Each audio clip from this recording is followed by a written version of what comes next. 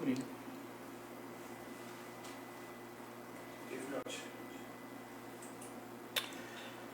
Muito boa tarde para você que acompanha as redes sociais, as mídias digitais da Agência Brasil de Notícias. Está começando agora mais um podcast Papo Reto, nesta quarta-feira, uma proposta diferente, uma proposta séria do jornalismo com credibilidade e também independente. Um podcast que vai trazer personalidades de várias áreas, política, educação, saúde, com assuntos relevantes para a sociedade. E você pode compartilhar através do YouTube, do Facebook, do Instagram, em todas as nossas redes sociais e enviar para os seus amigos. Tem aí o aviãozinho, né, Pete? O aviãozinho que você pode compartilhar esse podcast ao vivo, né, na tarde dessa quarta-feira para os seus amigos. Hoje recebemos aqui a presença do vereador de Manaus, Rodrigo Guedes, do Partido Social Cristão. Desde já quero agradecer a presença e agradecer também o senhor ter aceito o convite, vereador. Eu que agradeço, Márcio. Agradeço a todos que estão aqui também nesse seu projeto de fazer comunicação correta, comunicação ética. E estamos à disposição, é sempre uma grande oportunidade poder falar sobre as questões que envolvem a cidade de Manaus, os manauaras, e a gente tentar melhorar a qualidade de vida da população e a qualidade da política também, que é tão odiada pela população. Pois esse ponto ele é muito importante. Quando a gente fala de política e as pessoas confundem com politicagem. Eu sempre bato nessa tecla, vereador, porque eu acredito que a política todos nós fazemos a todo momento. Isso. Desde o seu Raimundo, que vem de Picolé, na Zona Leste, até o grande empresário na Zona Sul. Então a política todos nós fazemos. Mas a gente tem que deixar muito bem claro que a politicagem, isso a gente não concorda. E assuntos da cidade de Manaus são inúmeros, né? E assuntos polêmicos que trazem realmente essa polêmica para que a população tenha uma melhoria de vida de fato. Exatamente, Márcio. Tudo é decidido por conta da política. Tem coisas que são decididas diretamente pela política, né? Um projeto de lei, por exemplo. Mas no final das contas, o preço disso aqui, dessa colher, dessa xícara, desse copo, tudo está relacionado à política. O transporte, da saúde, se vai ter saúde, se não vai ter, do bairro, enfim, do transporte coletivo. Então não adianta a gente fugir, não adianta a gente ignorar a política e rejeitar a política. A gente tem que participar, não só sendo candidato, mas participar da vida pública de todos, da vida política de todos, cobrar os políticos, todos.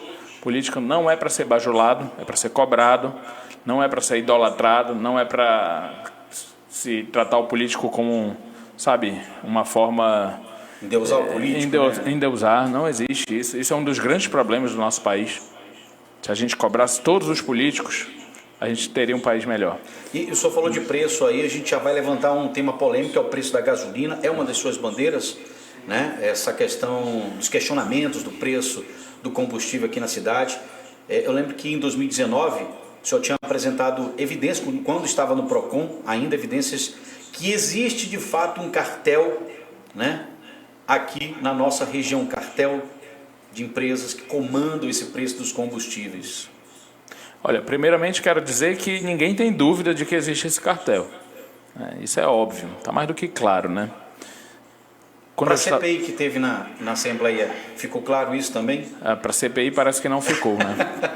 Aí, esse é o ponto, né? Eu acho que a CPI ela poderia ter utilizado vários instrumentos para a gente investigar. O problema da CPI não foi só nem não ter chegado em lugar nenhum. Foi o fato de que eles sequer tentaram. Eles não utilizaram os instrumentos que a CPI tem, que são instrumentos próprios, inclusive de um inquérito policial e da justiça também, para tentar chegar num resultado. Podia ser positivo, podia ser negativo, podia ser da comprovação de cartel, poderia ser da não comprovação de cartel, poderia ser qualquer coisa. Mas eles sequer tentaram. Foi esse o meu grande questionamento em relação à CPI dos combustíveis. Que tipo de evidência o senhor teve na época do PROCON desse cartel? Olha só, a primeira evidência, que é a mais básica, é a que todo mundo vê. Aquela que todo mundo vê, literalmente. O valor é o mesmo. O valor é o mesmo. Aí já é o primeiro ponto para a gente partir, né? Se é o mesmo, há muita chance de haver cartel. Mas isso por si só não dá para condenar ninguém por praticar o preço igual a outro posto, né? Como é que a justiça ou a polícia vai chegar lá e olha, você está preso porque seu preço está igual àquele ali? Não tem condições. A gente precisa dos elementos criminais, né? Eu ingressei com a representação no Ministério Público do Estado, Polícia Federal, Ministério Público Federal e também na ANP. Dessa representação gerou um processo que está tramitando. O Ministério Público do Estado do Amazonas abriu um inquérito civil e desse inquérito civil abriu uma ação civil pública processando os postos de Manaus pela prática de cartel. Está tramitando, é lento, infelizmente a nossa justiça é extremamente lenta, inclusive Rui Barbosa dizia que justiça lenta não é justiça, mas sim injustiça qualificada, né? Mas o importante é que está tramitando, né? Eles estão respondendo. A gente espera que a justiça seja feita, comprovando, e eu digo que tem, que haja condenações e punições. Por quê? No outro processo, só para você ter ideia, Márcio, olha só, foi iniciado no ano de 2002, na Operação Carvão da Polícia Federal, tramitou por 18 anos de processo judicial. No ano de 2019, o Superior Tribunal de Justiça disse que eles são culpados, as pessoas lá do cartel, por cartel, organização criminosa, lavagem de dinheiro também, são culpados, mas não podem ser punidos porque os crimes prescreveram. Então, durou 18 anos, né, foram condenados, mas simplesmente não vão cumprir nenhum dia de punição, de pena, porque os crimes prescreveram. A Justiça reconheceu a punibilidade, porém, na verdade, reconheceu a culpa, porém afastou a punibilidade. Por conta do tempo. Por conta do tempo. Ou seja, existe, já foi comprovado, Isso. já foi comprovado inclusive pelo Supremo, que existe a prática de cartel, Isso. Mas e por que a Assembleia não consegue fazer esse trabalho da CPI como de fato é para ser feito? A Assembleia criou a CPI dos combustíveis e chegou naquelas conclusões dela que há indícios, acho que não chegaram nem nessas conclusões, salvo engano. Mas o pior é o fato de que eles nem tentaram utilizar os instrumentos que a CPI tem. Se eu estivesse nessa CPI, e não é competência da Câmara dos Vereadores, é estadual ou federal. Ontem, inclusive, me perguntaram por que a gente não faz uma CPI dos combustíveis na Câmara, porque não é nossa competência. As atribuições, as correlações de postos de combustíveis é com o Estado e com a União, não tem correlação com o município. A única coisa que os postos pagam, é bastante, né, logicamente, mas é o que todos nós pagamos, é IPTU, alvará, né? Já com o Estado tem o ICMS, tem a relação direta, e também com a União tem os impostos federais e é regulamentado por leis federais e estaduais, não municipais. Essa questão de competência, ela se estende também para a questão da energia? O senhor propôs a CPI, Isso. Porém não foi aprovado na Câmara, Isso. né? Houve um número muito pequeno de parlamentares que apoiaram essa CPI, mas na Assembleia foi aprovada ontem, né? Em fevereiro, eu propus a CPI da Amazonas Energia. Consegui coletar 19 assinaturas, são necessárias 14, e protocolei o requerimento na presidência. Ficou cerca de 5 meses na presidência sem uma resposta, e depois de 5 meses a presidência, após um parecer da Procuradoria do Parlamento Legislativo, deixou claro que não era competência, na interpretação deles, da Câmara Municipal de Manaus investigar a Amazonas Energia. E aí remeteu ao presidente, e o presidente enterrou a CPI da Amazonas Energia. É uma CPI que terminou em pizza antes de começar. A sua relação com o presidente é boa? Olha só, deixo claro, eu tenho relação boa com o presidente, com qualquer um vereador, só que eu sou independente, tá? Não tenho nenhum tipo de amarra. Não briguei, não o trato mal. Ele é extremamente educado, ele é democrático, inclusive, só que tem muitos atos lá que eu não concordo. Não só a CPI da Amazonas Energia, que foi enterrada. por exemplo, agora a Câmara quer construir um prédio de, segundo informações eu tenho, 40 milhões de reais lá na Câmara Municipal de Manaus, um anexo. Não dá. Não dá para eu aceitar. É mais um prédio para abrigar gabinetes, enfim. No momento em que esse recurso poderia, por exemplo, ser repassado, nada proíbe para a Prefeitura de Manaus, para a Prefeitura executar políticas públicas. Por exemplo, a gente podia pagar auxílio emergencial para as pessoas, enfim, construir infraestrutura necessária, unidade de saúde. Nós só temos 37% de cobertura de unidade de saúde na cidade. Enfim, aí a gente vai gastar 40 milhões de reais, segundo informações consta desse projeto, para fazer mais um prédio para legislativo. Aí não dá. O senhor falou que tudo se aprova lá, da Prefeitura. Mas o senhor propôs também o fim do recesso parlamentar agora no meio do ano? Que também nesse os projeto, parlamentares não foram muito a favor da sua proposta. Eu apresentei um projeto de emenda à lei orgânica do município que nós extinguíamos, segundo o projeto, logicamente, né, o recesso parlamentar do meio do ano. Eu precisava, como era um projeto de emenda à LOMAN, a lei orgânica do município, eu precisava de 14 assinaturas para ele tramitar, não é para aprovar, não. Ou seja, 14 vereadores disseram, não, eu aprovo, eu apoio, aceito a apoio. tramitação. Eu precisava de 14 para ele começar a tramitar dentro da casa. Eu só tive 4 assinaturas.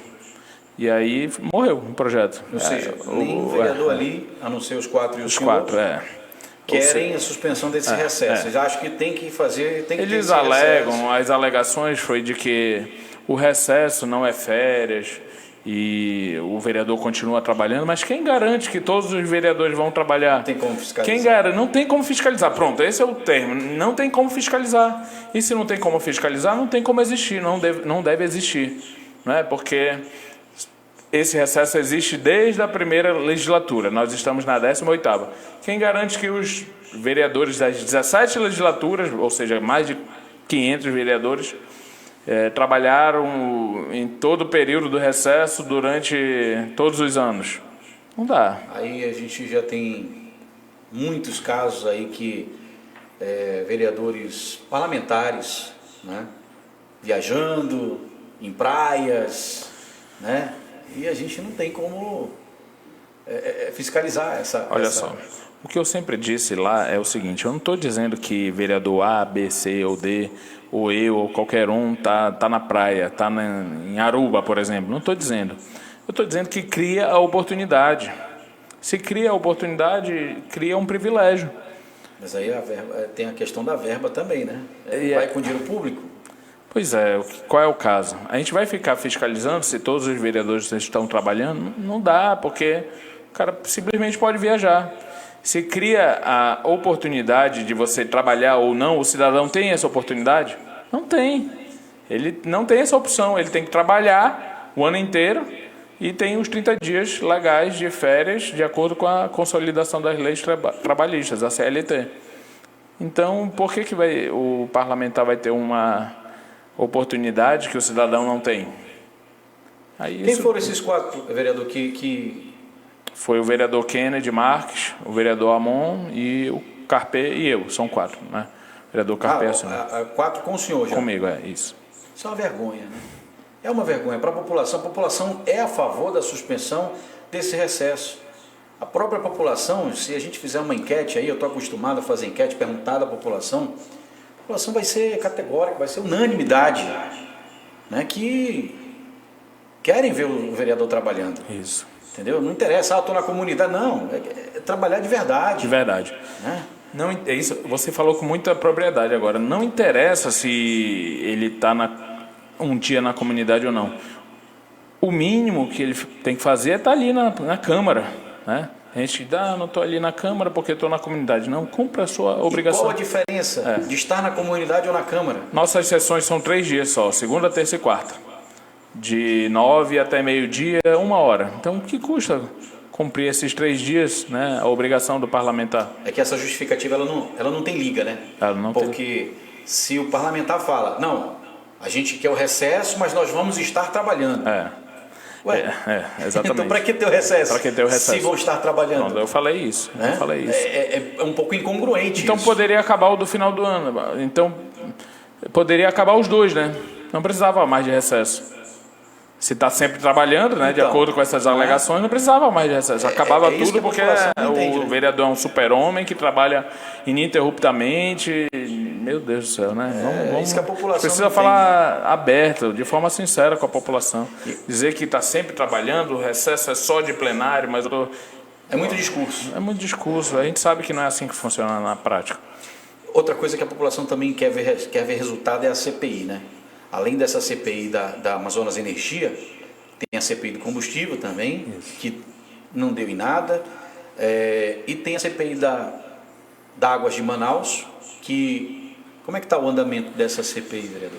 Nós ontem começamos a coleta de assinaturas, uma proposta minha com o vereador Sassá, e temos 12 assinaturas, né? Faltam 2, são 14 necessárias também. Hoje eu tentei ir lá, mas... Não está fácil, não. O senhor parece que não é muito bem quisto lá, não, né?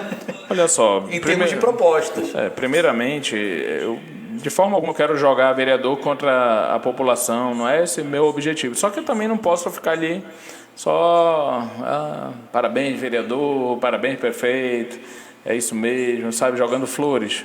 Como se fosse um clube do Bolinha ali, sabe? Um clube de jogar confetes, né? O senhor tem essa percepção? Eu não estou dizendo que ninguém faz isso, não, porque eu falo um negócio e já no outro dia já estão falando lá que eu falei que não.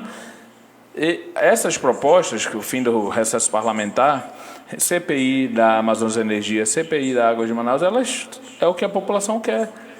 Elas querem que a gente tente a investigação, faça a investigação e combata esse tipo de relação, por exemplo, de uma empresa que é concessionária de serviço público com a população, que é a Amazonas Energia e a Águas de Manaus. Quem é que não sofre na mão dessas duas empresas? Taxa de esgoto, né? A taxa de esgoto, por exemplo.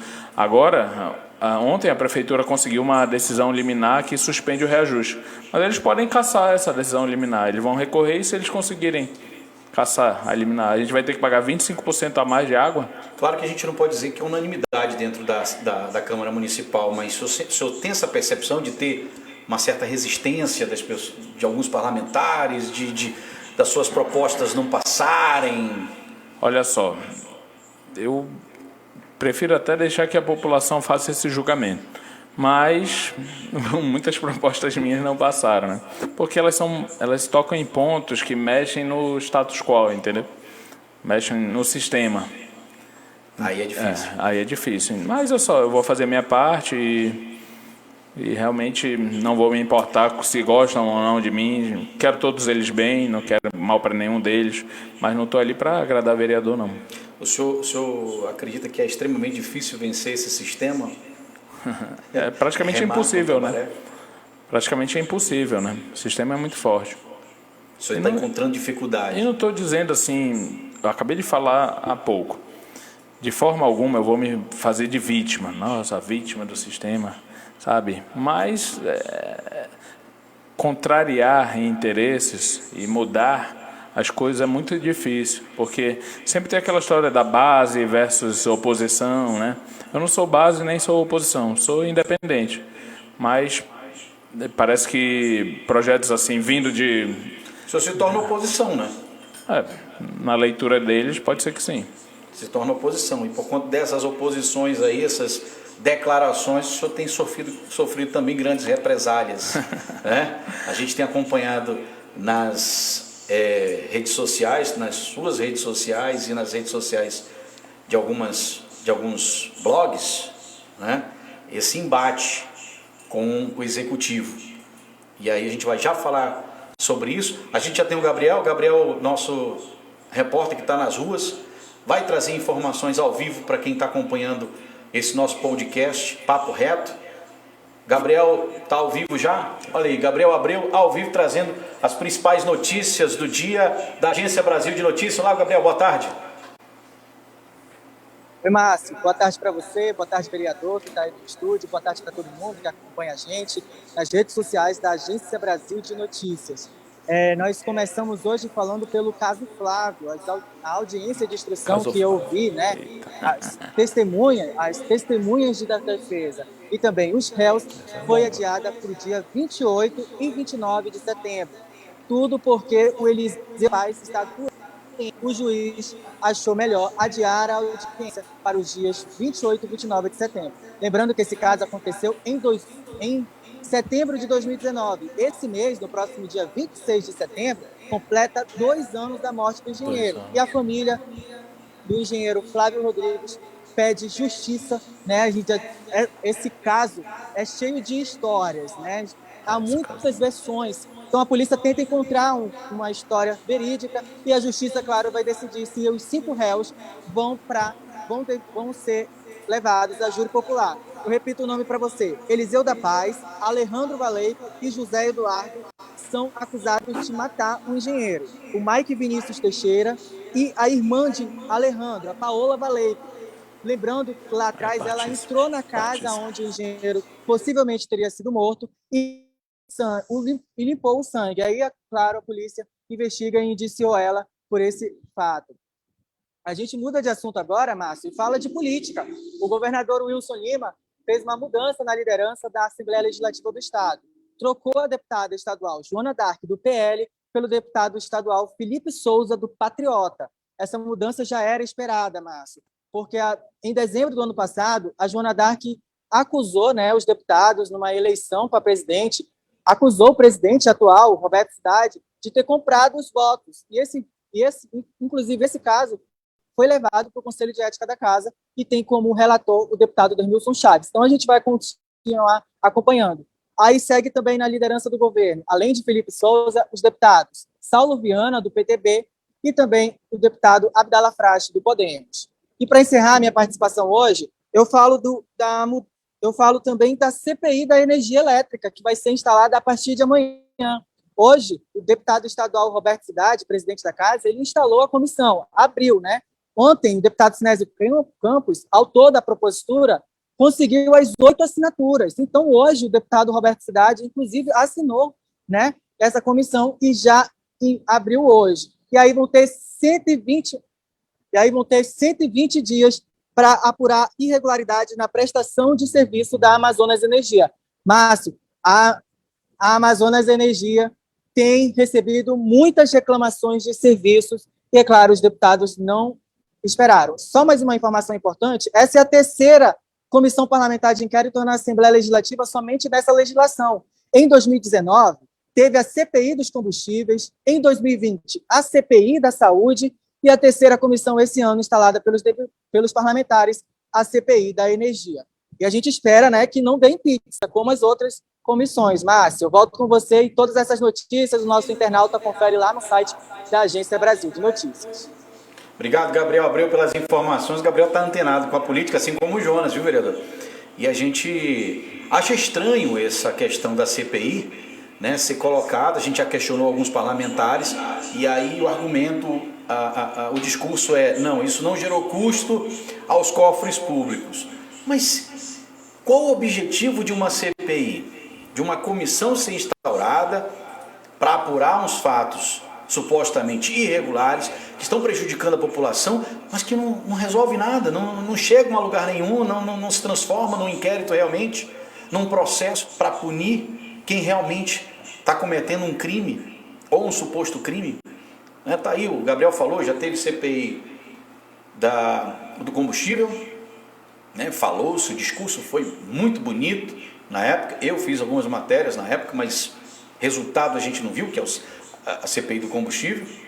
Já teve a CPI da saúde, que meio que foi ali, foi, não foi, enfim. Foi até um pouco melhor, digamos assim. Foi melhor por conta de toda pelo menos ouviram, convocaram. Né? Eles tiveram que fazer isso. Eles convocaram pessoas, enfim. Teve algum tipo de investigação, mínima, mas teve, né? E agora... A dos combustíveis não teve nada de investigação, ninguém nem foi convocado. Pois é, mas e agora tem a CPI que vai ser instaurada amanhã, como o Gabriel falou, da energia. Vamos ver se eles acordam. E foi bem lembrado, né, que o deputado Álvaro Campelo, que levanta a bandeira, né, do consumidor e sempre brigou muito nessa questão da energia, até agora não se pronunciou, não assinou essa CPI. eu acredito que até amanhã ele possa assinar. Eu espero, né? Se já foi protocolada, valer. se já foi protocolada, não pode mais assinar. Já não pode assinar depois, nem retirar a assinatura a partir do momento do protocolo do requerimento. Então, eu achei estranho, mas vamos chamar o vereador, o deputado Álvaro Campelo também para um bate-papo aqui, porque eu gosto dessa questão. O senhor também é muito... Inclusive, a gente pode até fazer um bate-papo aqui, né, com o deputado, lógico, com o senhor, falando sobre os direitos do consumidor. Lógico. Né, falando desses detalhes num próximo podcast, que eu acho super relevante isso aí. Mas, falando de política ainda, o senhor falou que é independente. O senhor é do Partido Social Cristão. O partido compartilha dessa independência dentro da Câmara também, ou já se posicionou em algum questionamento que o senhor fez, em algum posicionamento que o senhor fez dentro da casa? Olha só, os vereadores do PSC atuam de forma independente, uns em relação aos outros, deixando claro, né? Eu vejo que os demais são da base do prefeito. Os três, somos 4. Eu vejo que os 3 são da base do prefeito. Então, quem sou eu para dizer que eles estão certos ou errados e eu estou certo ou errado? Eles atuam mais ligados à questão governista. Eu atuo de uma forma mais independente. Porém, nenhum deles, de forma alguma, fez nenhuma ação contra a minha forma de atuação. O partido tem deixado o senhor livre nessa caminhada aí? Não só os vereadores... Oposição. Eu não gosto desse termo oposição, porque parece que... É contra? É contra. Eu não sou contra. Eu quero que o prefeito Davi seja o melhor prefeito da história de Manaus, o melhor prefeito do mundo. Se o mundo tem, sei quantos mil prefeitos por aí, eu quero que o Davi seja o melhor. Então, não sou oposição. Só que se acontecer alguma coisa errada, desde denúncias a políticas públicas mal executadas e também mau uso de dinheiro público, eu não vou abrir mão de exercer meu dever de fiscalizar o executivo, porque eu acho que a principal função do parlamentar é fiscalizar o executivo. Não é ficar propondo trocentos projetos de leis, dia de não sei o quê, dia de não sei o que lá. Isso daí não faço, respeito quem faz, não julgo também, não estou dizendo em nenhum momento que a minha forma de atuação é boa e a de outras é ruim. Também não digo o contrário, é a minha forma de atuação, tá certo? Então, quem julga é o povo, não sou eu, tá? Então, eu atuo de forma independente, não me classifico de oposição, mas de forma alguma vou me classificar também como base. Isso aí não existe nem essa hipótese. Eu ser base governista, não. Se eu achar que algum projeto não é bom, eu vou votar contra, ou, como esse caso dos apartamentos da prefeitura, eu vou fazer denúncias, vou exigir informações, explicações, correções, que seja feita justiça, né, em qualquer caso que envolva mau uso de dinheiro público e improbidade administrativa também. E mau uso dos serviços públicos. Às vezes não teve corrupção, mas a execução de políticas públicas está sendo feita de forma errada. Aí a gente tem que falar também. Falando dessa questão aí, que o senhor denunciou, essas possíveis irregularidades na distribuição desses apartamentos, inclusive a tias e primas da filha do prefeito, Davi Almeida, né? O senhor disse que estava sendo atacado, acho que nas redes sociais, na semana passada, né? Nós até acompanhamos, temos aí, né, Pete, alguns posts aí nas redes sociais, em portais de notícias, também por secretários municipais. O senhor sabe quem são esses secretários que estão por trás desses ataques? Eu sei, lógico que eu sei. Quem são eles? Olha só, como são informações de bastidores, eu sei que foram eles, mas... Quais são as pastas, então? Se eu falar as pastas, eu vou falar o secretário. Eu sei que são 2, tá? Agora, mas aqui o senhor pode falar, é papo reto aqui, vereador. Mas como não tem a prova, isso é informação de bastidor da política. Entendi. Também para não incorrer... Não ser injusto, né? Injusto não, porque eu sei. Eu não teria medo, mas para não criar... Mas é muito fácil de saber, né? Quem é que paga as coisas? Secretário Portais. de comunicação? Não, olha só, estou tentando... Jornalista bom é assim. Eu estou lhe perguntando. É muito fácil, é muito fácil. Não vou porque falar. Porque na agência ninguém recebe nada de ninguém aqui. Eu sei. Não tem recurso público aqui. Então, sei. Eu acredito que seja a Secretaria de Comunicação. Não sei. Não vou falar, não. Mas... Olha Mas só, o senhor sabe quem são? Sei. Quantos são? 2. São 2 secretários? Pelo menos 2, não estou dizendo que são só 2. Entendi. E outra coisa, tem secretários bons, tem pessoas dignas, corretas, mas eu sei que também tem uns que estão dispostos a um tipo de jogo de política, jogo político do vale tudo, né? Tem valores muito bons na prefeitura, valores de trabalho, até de capacidade, competência, mas tem alguns que fazem a parte política, inclusive a parte política suja. De que forma foi que chegou esses ataques até o senhor? Nas redes sociais. O que eles publicaram? Essas aqui são as suas redes sociais. Pois é, publicaram, por exemplo, que eu multipliquei meu patrimônio, só que quando eu fui nomeado subsecretário pela primeira vez, fiquei 10 anos de subsecretário e secretário da Prefeitura de Manaus, eu não tinha nenhum bem, eu tinha 23 anos. Aí depois você vai trabalhando e aí você vai adquirindo, juntando um dinheirinho. Se eu não tivesse nenhum bem, eu seria um pródigo. Eu gastaria tudo em festa, em ostentação, eu seria digamos assim, um alesado, né? Se eu não pudesse juntar um dinheirinho, como diz o ditado, eu não tinha um pinto para dar água, fui ter meu pintinho, minha pintinha, né, que é minha filha há 3 anos atrás, ela tem 3 anos, não tinha nada para gastar, morava com meus pais, meu pai faleceu infelizmente recentemente, no mês de fevereiro, e obviamente que eu ia juntar o dinheiro para ter patrimônio, né? É um direito de qualquer pessoa, juntar algum dinheiro e construir alguma coisa para si. Juntei, não tinha patrimônio e depois tive 2 apartamentos no meu nome, declarados. É o primeiro caso de, entre aspas, como eles quiseram dizer, de corrupção declarada. 2 apartamentos no meu nome, de R$400 mil cada, né? Um, inclusive, mora minha mãe, o outro está alugado. E morei sempre na casa dos meus pais. Meu pai separou da minha mãe, meus pais separaram, na verdade, em 2017. Ela foi morar no meu apartamento e fiquei com meu pai. Só que, olha só como o jogo é sujo. Por eu morar na casa do meu pai, né, ainda moro lá hoje, inclusive, no condomínio Renascença, um bom condomínio em Manaus, não é o mais luxuoso, mas é um bom condomínio. Aí disseram assim, olha, ele tem 2 apartamentos, isso na matéria, mas ele mora numa mansão no condomínio Renascença. Publicaram a reportagem disso. E a pessoa que publicou sabe, porque ela mora no mesmo condomínio que eu. Mora na rua de trás. Sabe. Chegaram a conversar com o senhor? Não. Essa parte do bom jornalismo, você acha que aconteceu? Porque é uma praxe do jornalista questionar, né? Ninguém me perguntou. Se teve alguma denúncia, tem que checar, tem que ir a fundo. Só que sabiam que a casa foi construída pelos meus pais, com o trabalho dos meus pais, com o suor dos meus pais. 35 anos de restaurante na cidade de Manaus, 2 restaurantes. Um, infelizmente, fechou pelo falecimento do meu pai, mas tinha 35 anos, era o mais antigo. O outro tem 29 anos. Era aqui no centro, né? Da minha mãe. E construíram a casa e insinuaram na matéria que eu morar nessa casa tinha relação com toda essa história de eu ter 2 apartamentos, né, mas morava numa mansão no condomínio Renascença. Moro numa mansão no condomínio Renascença. Tentaram confundir a cabeça das pessoas, porque quem não conhece a história, né, e quem não sabe da minha existência, pela primeira vez está conhecendo, e eu não sou conhecido por todos, eu sou conhecido, sei lá, por 10% da população, 15%. Estou no início do primeiro mandato, né? Agora que a gente vai, enfim, algumas pessoas vão sabendo do trabalho, já vão olhar aquilo ali, olha, ele tem 2 apartamentos, ele não tinha nada, passou a ter 2 e mora numa mansão, segundo palavras, né?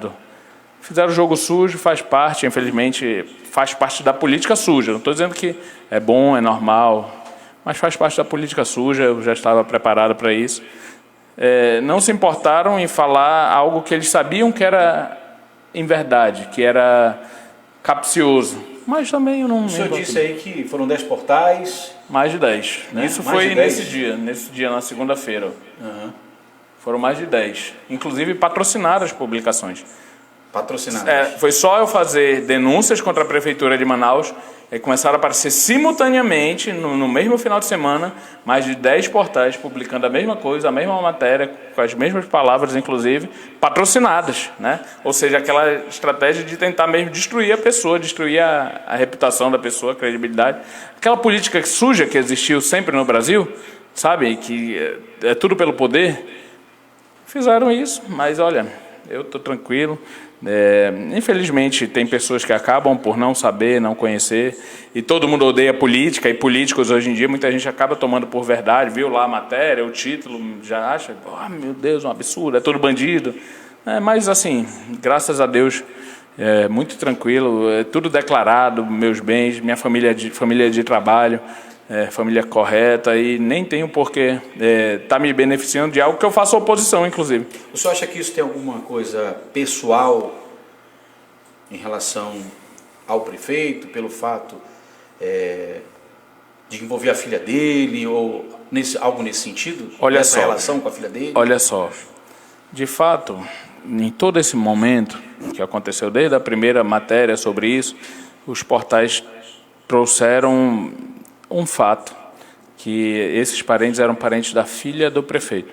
Eu não entrei em nenhum momento nessa seara pessoal, para mostrar que eu estava falando da filha dele, eu sou pai, mesmo que se alguém errou, obviamente tem que pagar, mas assim, eu falei que são parentes do prefeito por afinidade. Fiquei atacando a filha do prefeito, não tenho nem por que atacar. Mas, de fato, são parentes do prefeito por afinidade, isso é um termo jurídico, né? Quando é parente de um parente seu, entendeu? Parente por afinidade, e vai dizer que eles foram contemplados lá por sorte, por coincidência, ou só eles fraudaram os dados e passou, mas ninguém viu. Tem alguma coisa a ver por conta, por parte do prefeito, alguma coisa, essa perseguição, esse ataque que fizeram nas redes sociais? Eu não vou fazer conclusões, eu só quero conectar os fatos. Eu fiz denúncias, fiz cobranças, fiz denúncias inclusive na Polícia Federal, nesse caso dos apartamentos, na Controladoria Geral da União, no Tribunal de Contas da União e também na Controladoria da Caixa Econômica Federal. Fiz vários posts, cobranças, apresentei um requerimento para convocar o vice-presidente de habitação da Prefeitura de Manaus. Fiz cerca de 6 discursos no plenário, um por dia é o que a gente tem direito, né? Cobrando explicações, dizendo que eu não acredito nessa hipótese de que elas fizeram sozinhas aquele ato. Qual foi a alegação do Executivo? Eles alegaram, a Prefeitura de Manaus alegou em nota, inclusive, para não ser leviano, para não falar uma coisa de forma leviana, que aquelas moças, parentes por afinidade do prefeito, eles alegaram que elas que inseriram dados falsos no cadastro delas, né?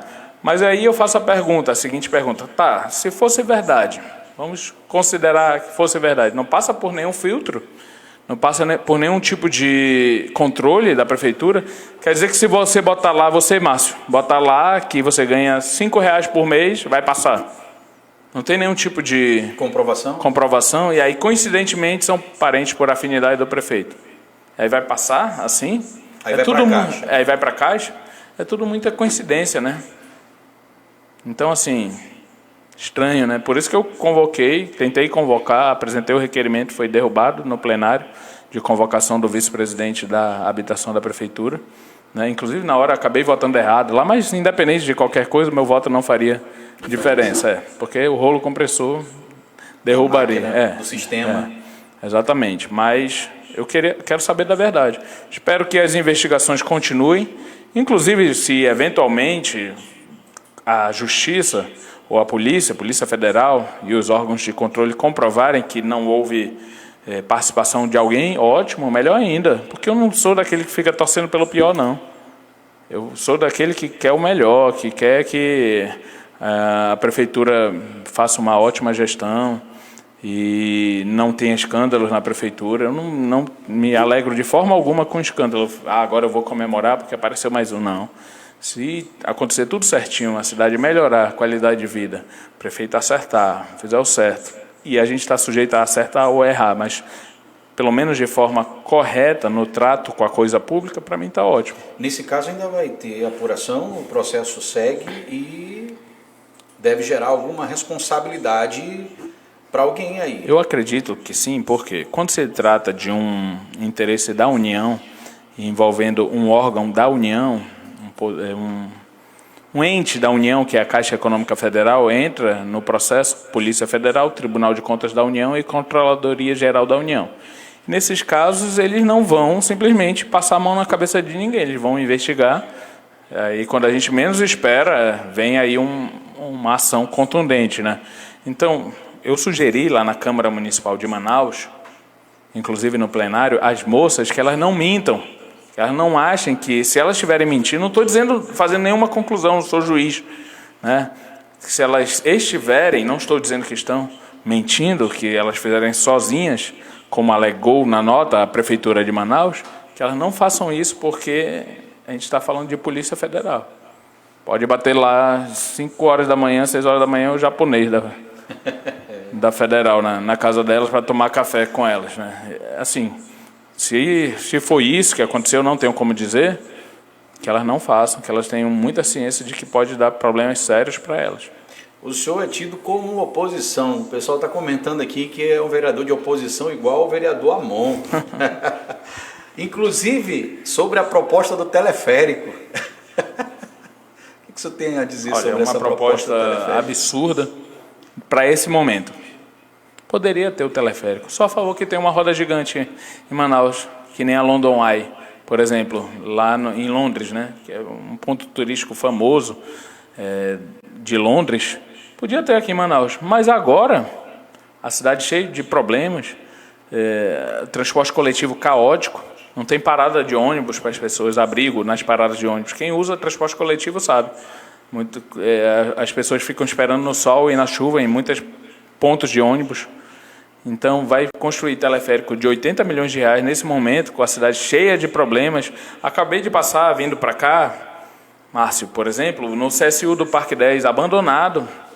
Ali poderia ser um parque da cidade, estilo Ibirapuera, por exemplo. Qual o parque que seria um parque exemplo para Manaus hoje? Aqui, hoje, em Manaus, nenhum. Todos estão abandonados. Então, assim, vamos cuidar do básico. Vamos fazer o feijão com arroz, calçada. Manaus não tem calçada, não tem acessibilidade.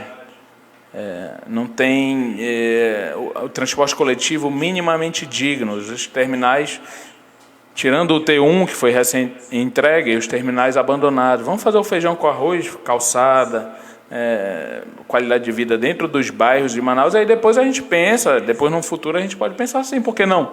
Uma coisa mais turística, futurística. Mas agora, 80 milhões de reais, com 80 milhões de reais, por exemplo, nós estamos vivendo a maior crise econômica da história do país, você sabe disso. Da história dos 521 anos. Por que não transforma esses 80 milhões de reais, por exemplo, em auxílio emergencial para as pessoas que não têm o que comer, literalmente? Que não tem como pagar suas contas. Aquele 200, 300 reais que a gente pensa ser muito pouco, e é de fato pouco, sim, está tudo muito caro, mas se entrar, ajuda as pessoas. As pessoas estão comentando aqui nas redes sociais que realmente grande parte da Casa Legislativa não está de acordo com o interesse público. Estão dizendo aqui, ainda estão elogiando o senhor, cabra arrochado. Eu não comento sobre os demais vereadores, eu tenho uma relação muito cordial, mas o meu trabalho assim, independe da forma como eles vêm. Então, assim, quem sou eu para dizer que, olha, eles são assim, eu sou assado? Não, mas o meu trabalho é assim. E assim, Márcio, de verdade, com muita tranquilidade, seja o que Deus quiser, eu não quero fazer da política uma profissão. O senhor teve um padrinho político, sim, né?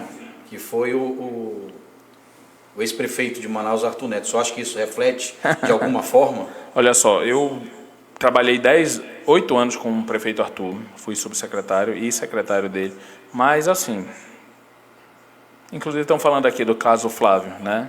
Eu não me subordino, não. Eu ocupava um cargo técnico do PROCON, antes de subsecretário de Esporte, Juventude e Lazer, e depois do PROCON, 2 anos no PROCON.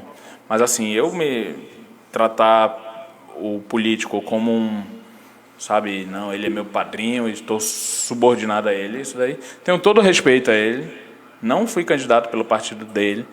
Inclusive, só para você ter uma ideia, quando eu saí da prefeitura de Manaus, abri um processo contra ele, não, porque no processo pessoas, quando os estagiários da prefeitura, 1.300 foram... Contra a instituição, né? Foram demitidos da prefeitura de Manaus, do dia para a noite, abri um processo, uma ação popular para tentar reintegrar esses estagiários, 1.300. A justiça, infelizmente, decidiu negativamente e eles ficaram fora todo o ano de 2020. Isso é um fato. Então, assim, eu não vou ficar passando pano, respeito, não sou daqueles que trabalhei e depois vou cuspir. Mas, assim, achar que por conta de eu ter trabalhado com o prefeito eu vou ficar Cobrei o viaduto do Manoa, aquela aberração que fizeram lá, né? Foi um monstrengo enorme, de feio lá que fizeram, mal feito. Tem coisas que a gente não consegue entender, né? Existe técnico para fazer o trabalho direitinho, milimetricamente correto, seguro, mas... Inclusive, Márcio, até agradeço a pergunta, só para você ter uma ideia. Sabe qual foi a última vez que eu falei com o Arthur? No dia que eu saí do partido, um dia anterior, dia 29 de março de 2020. Foi a última vez, falei pelo telefone... E depois nunca mais, de forma alguma. Então, assim, achar que eu estou falando isso, até foi o que insinuaram no Menino de Ouro do Arthur, nesses ataques. Menino de Ouro do Arthur, achar que eu estou fazendo qualquer tipo de cobrança. Não, achar que eu estou fazendo qualquer tipo de cobrança por conta de uma relação que eu tive, relação muito boa no momento. O senhor está adotando uma postura bem independente, né? Inclusive, a gente tem... Vamos colocar aquela imagem dos cintos... Poucas pessoas, até riu aqui o vereador. Aquela foi... Porque ele foi... prometeram dar uma surra no senhor de cinto, né, de cinturão. Né, e não foi um não, Foram vários. Foram vários. Sim. Né? Aí eu queria que o senhor explicasse essa imagem aí. Isso foi a resposta do vereador em relação aos ataques, né? Sim. Inclusive, o senhor mencionou o prefeito, ele não procurou o senhor em nenhum momento nessa questão dos apartamentos, né? Não. Né? Foi bem firme ali, né? Seja homem. Né? Porque eu acredito que é o seguinte... Aí, ó. Essa imagem aí... Se ele acha que eu estou fazendo alguma coisa de errada, ele não precisa usar a máquina pública, a estrutura dos 7 bilhões de reais. Acha que ele sabe disso? Não sei. Mas, assim, se... ele não soubesse, depois ele deixou acontecer. Eu vou perguntar dele, eu vou fazer um convite. Já é a segunda vez que tocam nesse assunto aqui no Papo Reto, e ele está convidado a vir aqui. Sim. E a gente vai perguntar dele. Não tenho como dizer que ele chegou e, olha, ataca o Rodrigo, tá? Porque isso são informações de bastidores. Sim. Mas eu sei, óbvio que veio de algum lugar, foram cerca de 15 portais consecutivos, aleatoriamente ou não. Patrocinado. Patrocinado. Né? Então, se foi patrocinado... patrocinado. Teve a conivência de alguém. Curiosamente, depois de eu fazer essas denúncias, essas críticas, né? Ninguém é bobo, né, Márcio? Vamos ser sinceros, ninguém é bobo. A gente está no século XXI, ninguém é bobo de achar que isso... não, foi tudo por acaso... Principalmente porque não tinha fato, Márcio. Não tinha um fato assim, aconteceu isso agora. Semana passada o Rodrigo fez isso, matou alguém, entendeu? Chutou um cachorro na rua. Não tinha, eles pegaram assim uma história... Foram pegar algo pra...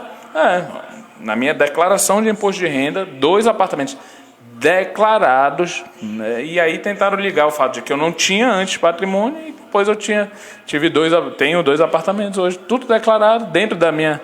renda, mais de 130 salários durante 10 anos, vai fazer as contas e ver se dá ou não dá. Agora, se eu tivesse gastado tudo, eu seria um alesado também, né? Coloca aí, Pete, aquela imagem de alguns rodoviários que prometeram dar uma surra de cinto no vereador. Por que isso, vereador? Essa história foi bem polêmica. Olha aí. Esse é o... Isso foi um vídeo, né? Isso é o Josildo, né, Oliveira, irmão do vereador Jaildo Oliveira. Eu abordei um ônibus, não sei se você soube do início dessa... Eu vi. Um motorista de ônibus, né, que tinha passado. Ele admitiu que viu a senhora, mas não parou porque ele disse que foi muito em cima. Ele fala, o vídeo fala por si só, não tem interpretação sobre o vídeo. Só que quando ele para na próxima parada, depois de deixar a idosa... O senhor viu essa cena? Eu vi, eu estava no carro atrás do ônibus, saindo da Câmara Municipal de Manaus. Inclusive eu estava de terno, gravata e tudo mais. Mostra que eu não fiquei, agora eu estou fiscalizando o ponto de ônibus. Eu estou lá parado e vi. Não, eu estava trafegando no carro de trás, né, no passageiro. Eu vi a cena, a senhora pula, dá sabe, faz assim, meio um aceno bem contundente, sabe, de que ela queria realmente que parasse. O motorista passa. Na próxima parada, o carro que eu estava meio que faz assim, ele não fecha. Eu não sou maluco de pegar e fechar um ônibus em alta velocidade. Ficou na frente, né? Parou na frente. Eu não fechei Pode até se interpretar que foi uma fechada, mas não foi aquela coisa, o ônibus está trafegando e a gente coloca a vida das pessoas ou a nossa em risco. Nem se fosse por mim mesmo eu não faria isso, né? Eu não quero me jogar na frente do ônibus para não morrer, né? Aí eu publiquei o vídeo, eles não gostaram, né? O senhor falou o que pro motorista? Tá, não sei se vocês têm um vídeo aí eu falando. Eu acho que a gente não trouxe o vídeo, né, filho? Aí eu falo... Mas está nas redes sociais. De uma forma muito educada. Não sei se você assistiu. Eu assisti. Eu acho que foi isso, né? Eu falo de uma forma muito educada. O motorista é extremamente educado também. Inclusive o senhor pede para voltar, isso. por favor. Por favor, falo por favor. Ele é extremamente educado. Uma pessoa, dá para ver pela fala dele, enfim. Uma boa pessoa, me parece, né? Foi muito educado. Diz que viu, mas foi em cima da hora. Ele alega que foi em cima da hora a chamada da senhora. E por conta disso, não tinha parado. Mas não foi bem assim, né? Tinha muito espaço para ele parar. Tinha mais de 100 metros para ele parar, ele não parou. E depois ele mesmo volta. Ele reconhece e volta. Né? Eu agradeço, obrigado, viu? Ele, beleza. Não foi porque eu quis, não. Ele fala assim, tá bom, obrigado. Só que aí aconteceu isso, aí os rodoviários, acho que... Rodoviários não, porque eu não vou falar rodoviários. Alguns, né? Sindicato dos rodoviários, tá? Rodoviários é uma coisa, sindicato é outra, tá? Aí viram aí uma oportunidade de mostrar serviço, mostrar que estão do lado do trabalhador. O que eles falaram aí, vereador? Eles falaram que se eu fizer isso mais uma vez... É isso que a gente vai fazer com você. Aí começam a... A surra de cinta, hein? Rapaz, tem um aqui no canto aqui que o bicho é um armário aqui, ó. Bicho é grande. Tem até mulher no meio ali, ó. Então, assim, respeito os trabalhadores rodoviários, mas eu sei que existe gente aí que manipula a categoria para se manter no poder, porque rola muita coisa aí nisso daí. Que coisa rola no sindicato? Poder, enfim... Uma classe bem forte. Bem forte, Bem unida. Né? E aí cobrei na tribuna também, o vereador Jaildo se manifestou, retrucou, enfim. A parte da política, que faz parte do debate político, mas isso daí não... Foi um tom de ameaça aí. Isso foi um tom de ameaça, inclusive abri um boletim de ocorrência, eles estão respondendo por incitação ao crime e crime de ameaça também. O senhor não tá pra brincadeira, não. Minha mãe morre de medo. Minha mãe morre de medo. Todo dia ela, meu Deus. Daqui a pouco você tá andando igual o Dr. Mauro Antonito, tá com segurança aí, pra cima e pra baixo. Espero não precisar chegar a esse ponto, mas assim, não dá para dizer que eu não sinto receio, Márcio. Claro. Não dá para dizer. São Amazonas Energia, Cartel dos Combustíveis, Águas de Manaus agora, né? Tá mexendo, como diria o ditado popular, tá com peixe grande. Mas... Tá mexendo com gente grande. Mas, enfim, seja o que Deus quiser, meu amigo, de verdade. Como é que está a sua relação com o governador Wilson Lima, que é do mesmo partido, né? Sim. A gente não tem acompanhado muito o senhor em alguns eventos junto ao governador, apesar de ser do mesmo partido. Olha só, eu sou filiado ao PSC. O governador sempre, nas poucas vezes que a gente falou, nunca falamos pessoalmente, assim, só eu e ele, por exemplo. Falamos em alguns eventos públicos, tá? Eu acho que no evento, logo depois da eleição, que teve uma reunião do prefeito com o governador, uma reunião pública, né, com a presença da imprensa, sobre transporte coletivo, a questão do ICMS, do governo, enfim. Eu estive lá, um evento no partido... e também a diplomação, e eu acho que na convenção do PSC. Foram as 4 vezes que eu falei com o governador, e uma reunião no governo, logo depois da eleição, que ele chamou os 4 vereadores eleitos na sede do governo, parabenizou, nós 4, né? Foram essas 5 vezes que eu falei. Torço por ele, quero que continue até o final a gestão da melhor forma possível. Acho que o governador, no início, por não ser da política, teve muita dificuldade. Percebo que talvez tenha melhorado. Tem os casos que aconteceram, né, que são de conhecimento público. Estamos aguardando, todos nós, o desfecho, né, dessa história toda, né, que está na justiça. E, assim, respeito ele, quero que seja o melhor governador possível. Espero que esse final da gestão dele o melhor possível. É o único que talvez não esteja acompanhando ele. Existe um ponto específico? Eles não me convidam, né? Assim, eu não sou, Márcio, primeiro, Deus me livre de querer colocar, eu sou cara antissistema, sabe? Eu não gosto desse tipo de coisa, porque essa vitimização que alguns políticos fazem, eu acho tão pequena, sabe? Mas assim, eu de fato não faço aquela coisa clássica, aí vai o político inaugurar tal obra, aí vai um monte de deputado, um monte de vereador. Eu acho que não é a nossa função. Não estou dizendo que quem vai está errado não, que é culpado por estar ali, mas assim, eu não vejo... Não é seu perfil? Não é. E assim, é ótimo que inaugura uma obra, mas assim, não vejo assim... Eu acho que o político tem que cumprir o papel dele, né? Se o governante, quem quer que seja, acertou, ótimo, parabéns. É uma medida muito boa. E se errou, opa, peraí, não está muito certo, vamos melhorar, isso daí precisa corrigir, isso precisa ser revisto, isso está errado, isso foi crime, isso é um absurdo. Tem que ser assim. Não essa de, tudo que fulano fizer está certo e porque eu sou da base dele. Aí o resto eu vou fechar os olhos, né? Então eu não faço muito esse estilo de política, não. E seja o que Deus quiser, se eu perder outra eleição, enfim, para mim... 2022. Olha só, Márcio. Quais são os planos? Deixa eu lhe dizer uma coisa. Tem muitos políticos que falam bem assim,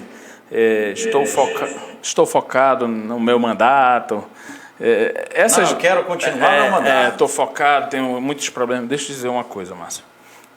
Político que fala que não pensa em eleição, por isso que o povo odeia político. É muita mentira, né? O povo não aguenta mais. Político que fala que não pensa em eleição já está mentindo daí. É muito papo furado. Todo político pensa em eleição. Não dizem, a história só pensa naquilo, todo político pensa em eleição. É mentira dizer que... Inclusive, o tabuleiro já está sendo mexido. Está sendo mexido. Não, estou focado no mandato, isso não é minha prioridade. Então, assim, é papo furado. Todo político pensa. E eu, como político, né, também não vou dizer que não existe a possibilidade. Só que não sei, não está garantida minha participação. Esse negócio de pular de um cargo para o outro, eu não vejo com bons olhos, mas também não descarto, tá? Deixando claro, política é muito do momento. Às vezes acontece uma coisa, você faz uma ação que foi muito boa e você não pode perder aquele momento, que é o momento. Algumas pessoas dizem que uma eleição pode ser de um político, só aquela, né? Só aquela era daquele cara e aquele ia ganhar de qualquer jeito naquela eleição. Se ele perde aquela oportunidade, talvez ele não tenha outra. Então não descarto, mas não bati martelo não, para deixar claro. Tá? O senhor tem uma postura que eu acredito que é muito desafiadora. Essa postura independente. Até mesmo porque o partido que o senhor está é um partido de situação, digamos assim. Isso. Né? Do executivo. E isso lá na frente não deve ter liga, né? Por questões até partidárias mesmo. Sim. Os três são da base do prefeito, o senhor é meio que ali independente, tudo não faz muito a política dos partidos. Então, isso daqui para frente vai ser uma tarefa bem desafiadora para o senhor. A parte mais difícil desse tipo de atuação é porque a política, infelizmente, ela acontece de um jeito que é tipo assim, aos amigos do rei tudo, aos inimigos nada, né? E o que eu estou falando em tudo ou nada? No meu caso, não estou falando eu ter qualquer tipo de vantagem, porque eu nem quero, né? Mas assim, eu quero que as demandas que eu encaminho, que são públicas, sejam atendidas. Então é basicamente assim, não, o Rodrigo está fazendo essas críticas aqui no caso dos apartamentos, não atende nada a ele. Estou falando em relação à prefeitura. Aí não vão atender tapa-buraco, que as pessoas me pedem, sim. Não é diferente dos outros, não vão atender limpeza. Quantos pedidos foram rejeitados já do senhor? Assim, eu tive muitos pedidos atendidos. Deixo claro, já tive sim muitos pedidos atendidos. Numa proporção? Não, só que de um tempo para cá eu até parei, porque não sai. Né? Uma proporção assim que... Quando eu intensifiquei... 60%, 70% negativo? No início teve bastante, mas depois eu fui sentindo que conforme eu tentava fazer um mandato cada vez mais independente, menos era atendido. Aí depois eu falei, não adianta eu achar que eles vão, ao mesmo tempo, ouvir as minhas críticas e atender. Eles não vão fazer isso, infelizmente. O espírito republicano é muito pequeno, porque a coisa é pública, não pertence a eles, mas eu percebi que foi atendendo cada vez menos, né? E não é fácil ser independente ou oposição, como quer que... O senhor está disposto a levar esse A posicionamento? parte mais difícil, Márcio, é a seguinte: vão te pedir as coisas legais, coisas que são direitos de cidadão. Aí não vai ser atendido, boa parte delas, né? Ou até todas. Eu espero que atendam, né? Aí o cidadão, ou eu já passei por isso mesmo, de dizer, esse vereador não serve para nada, eu pedi aqui um negócio na rua, ele não ajeitou, entendeu? Ele não serve para nada. O senhor está disposto a levar essa posição, esse posicionamento adiante? Eu não estou disposto, não. Eu levarei sem sombra de dúvidas. Eu espero que outras pessoas, lógico que a gente não vai agradar todo mundo, e muitas vezes a gente não agrada muita gente, inclusive, mas eu espero que as pessoas compreendam que a função do vereador não é fazer tomar lá da cá. Lógico que se ele pudesse fazer o papel dele e conseguir que as demandas fossem atendidas, seria o cenário ideal, né? Mas a gente não vive num mundo de fadas, né? Um conto de fadas.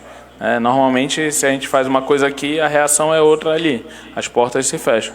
Mas, assim, espero que as pessoas compreendam também que o papel do vereador é fiscalizar, né? Não ser subserviente para ter seus pedidos, mesmo que sejam públicos, atendidos. Vereador, quero agradecer a sua presença aqui, por ter aceitado o nosso convite aqui no podcast Papo Reto. É um projeto realmente independente, ousado, de trazer autoridades para debater assuntos como esse, que trazem melhorias para a população. Pelo menos esse é o objetivo do podcast da Agência Brasil de Notícias. Então, desde já quero agradecer a sua presença e deixar o espaço aberto para suas considerações finais. Eu que agradeço, Márcio. É uma grande oportunidade, uma conversa bem produtiva, acima de tudo. Lembrei, inclusive, de uma outra vez que eu fui com o governador, só para não dizer que eu não falei algum episódio. Só 5, né? No estádio Arena da Amazônia, quando ele foi fazer o aporte de recursos para os times do campeonato amazonense, do futebol amazonense, né? Estive lá também, até porque estou no São Raimundo Esporte Clube, né? E foi uma outra ocasião também. Mas, assim, também não tive tanta proximidade em relação a ele, porque a minha pauta é município, né? Então, assim, politicamente eu poderia estar mais próximo, mas a gente cuida dos assuntos do município. Eu não quero ser vereador estadual, que trata de assuntos né? Eu acho que a gente tem que cuidar da nossa pauta. Te agradeço, muito obrigado mesmo pela grande oportunidade, estamos à disposição e, enfim, espero poder sempre honrar e corresponder ao que as pessoas esperam de um político, de um parlamentar, acima de tudo. Obrigado, vereador. Esse é o Espaço Democrático da Agência Brasil de Notícias, que traz toda semana o podcast Papo Reto aqui para você, que é nosso leitor do nosso site, da Agência Brasil de Notícias, é telespectador e espectador, né, do podcast aqui, dos nossos canais no YouTube, no Facebook, no Instagram. Seja sempre presente, aqui tem muita participação aqui, a gente não tem como responder a todos, mas a gente agradece a audiência dessa quarta-feira, lembrando que toda quarta-feira, a partir das 5h03 da tarde, nós temos o podcast Papo Reto, sempre com uma autoridade trazendo assuntos de grande relevância para a sociedade. Um grande abraço e até a próxima quarta-feira. Fiquem com Deus.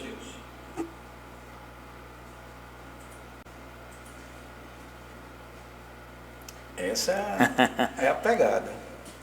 E aí a gente traz sempre esses assuntos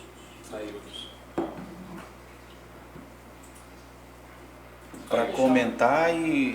Pode deixar. Hã?